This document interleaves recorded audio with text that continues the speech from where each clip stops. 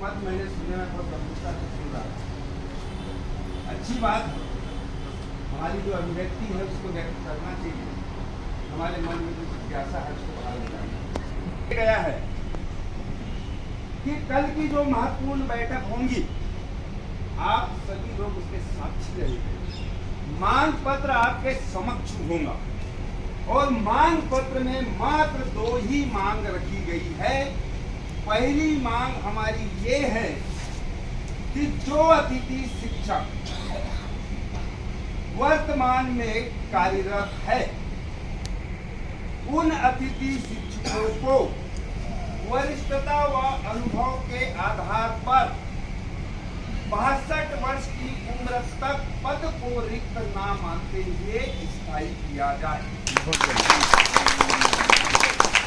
इसलिए हमारी मुख्य मांग केवल ये है कि जो हमारे साथी प्रमोशन के कारण, ट्रांसफर के कारण या किसी और अन्य कारणों से बहाल हुए हैं, उन अतिथि साथियों की वरिष्ठता और अनुभव के आधार पर अलग से काउंसलिंग कराकर उन्हें सेवा में लिया जाए। और तो मांगों को लेकर ही मेरी आदरणीय जगदीश भाई साहब से चर्चा हुई है। आदरणीय जगदीश भाई साहब ने माननीय मंत्री जी से, माननीय अधिकारियों से इन्हीं 2 मांगों को लेकर चर्चा हुई है और उसी की बैठक कल हमें करना है। इसीलिए आप लोगों को सभी को रुकना है। अभी भाई साहब आएंगे, हम कब मिलेंगे, कैसी व्यवस्था होगी, आप सभी को अवगत कराएंगे। अब बात रहेगी कि जो हमारी नकारात्मकता आती है, आपने कभी सोचा था कि गुरुजी नियमित होंगे? गुरुजी नियमित हुए। शिक्षाकर्मी नियमित होंगे सोचा था? नहीं सोचा था, नियमित हुए। संविदा वालों को सोचा था? नहीं सोचा था, नियमित हुए। दैनिक वेतन भोगी को सोचा था? नहीं सोचा था, 18 साल बाद नियमित हुए। साथियों, हम लोग भी नियमित हुए। अब बात आती है कि कुछ भाई बहनों का मत था कि ढेर सारे संगठन बन गए। तो मैं आपको बताना चाहूंगा, जब गुरुजी के संघ थे, जब शिक्षाकर्मी के संघ थे, जब संविदा के संघ थे, दैनिक वेतन भोगी के संघ थे, उस समय भी एक संघ के 4-4, 5-5 संघ थे। परंतु उन साथियों ने इच्छा शक्ति जगाई, उन साथियों ने आइडेंटिफाई किया कि कौन सा संगठन हमें सफलता दिला सकता है और उस संगठन के साथ सारे लोग गए और आज वो नियमित होकर बैठे हैं। आपको भी तय करना होगा कि अतिथि शिक्षकों के बहुत सारे संगठन हैं। कौन से संगठन में पारदर्शिता है, कौन से संगठन में ईमानदारी से काम करने वाले लोग हैं, कौन से संगठन में पैसा वसूलने वाले लोग नहीं है, कौन से संगठन में आप सभी की सुनने वाले लोग हैं। आप जिस दिन एक संगठन के साथ आ जाओगे साथियों, आपका नियमित 100 नहीं 200% है। अब मैं बड़ी प्रसन्नता की बात बताता हूँ कि उसकी एक सुनवाई भी हो चुकी है साथियों, पर हम लोगों ने ढिंडोरा नहीं पीटा, हम लोगों ने QR कोड नहीं डाला, हम लोगों ने 100-200 रुपए के लिए किसी को परेशान नहीं किया, क्योंकि हम अतिथि का हित चाहते हैं और अतिथि को स्थायित्व दिलाना चाहते हैं साथियों। तो अब आपको तय करना होगा कि हमें क्या करना है। दुनिया में कितने भी कोई भी वर्ग हो, किसी का एक संगठन नहीं है, या मुझे पूरे मध्य प्रदेश या पूरे भारतवर्ष में आप बता दे कि ये वर्ग है और इसका एकमात्र संगठन है। अध्यापक के ढेर सारे संगठन है, संविदा के ढेर सारे संगठन थे, परंतु मैंने जैसा बताया आपको जो अच्छा लगे, यदि आजाद अच्छा नहीं लगता है तो मत दो साथ, जो अच्छा लगता है, जो ईमानदारी से काम करता है उनका आप साथ दीजिए, हम भी पीछे से साथ देंगे और उन्हीं के मार्गदर्शन में हम लड़ेंगे। परंतु आपको ये तय करना होगा।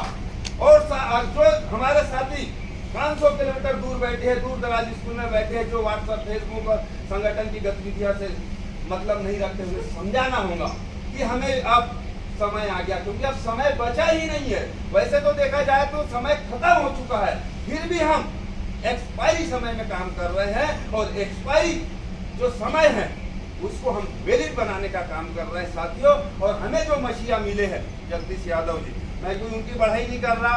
कोई बोल रहे थे अभी कि नेतागिरी किसी को विधायक बनना, सांसद। मैं आपको बताना चाहूंगा कि मेरे पूरे परिवार में, मेरे पूरे खानदान में कोई पंच नहीं बना है साथियों। न मेरे हाव भाव से कहीं आपको लग रहा है कि मैं नेता बनने लायक हूं। मेरी ना आर्थिक स्थिति वैसी है। ये फालतू की बातें ना करे, और जो करे उनको भी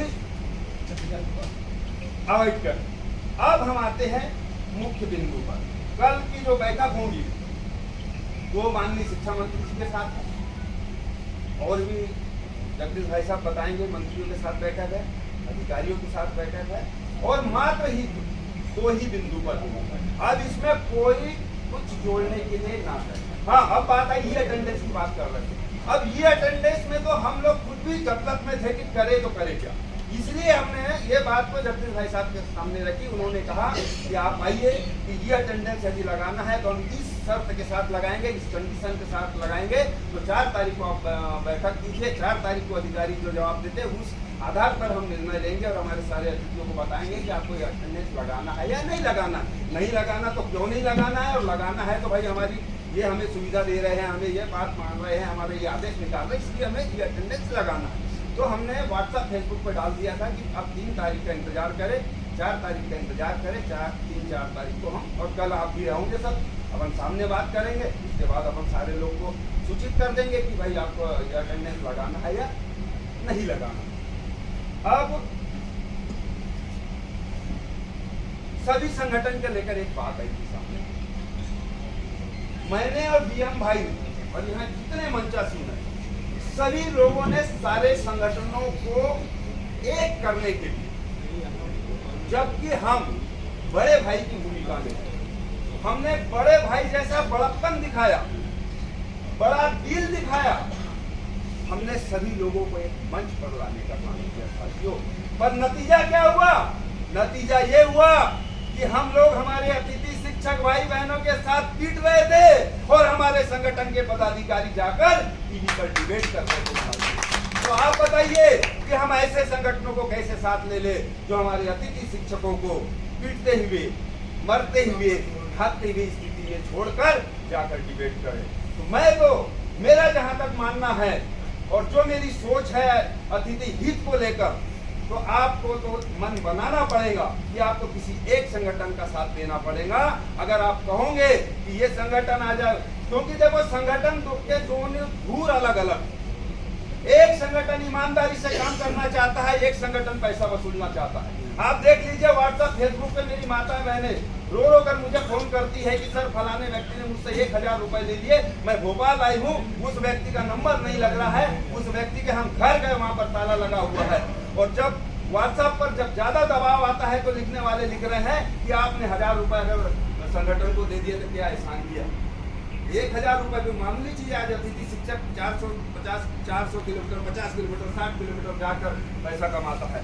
तो ऐसे करोड़ों रुपए का लेन देन हुआ है साथियों, और आप भी जान रहे हैं कि कौन कौन व्यक्ति ऐसा कर रहे हैं। अब जब आप देख रहे हो, जब समझ रहे हो, तो हमें लोगों को भी समझाना होगा कि ये लोग ऐसे हैं। अब हमको एक संगठन का हाथ पकड़ना है, अब चलना है। सफलता बिल्कुल 100% निश्चित है। इसके बाद मेरे सभी वरिष्ठ साथी बैठे हैं, वो लोग भी यहाँ पर आपको 2 शब्द कहेंगे। इसी के साथ मैं अपने शब्दों को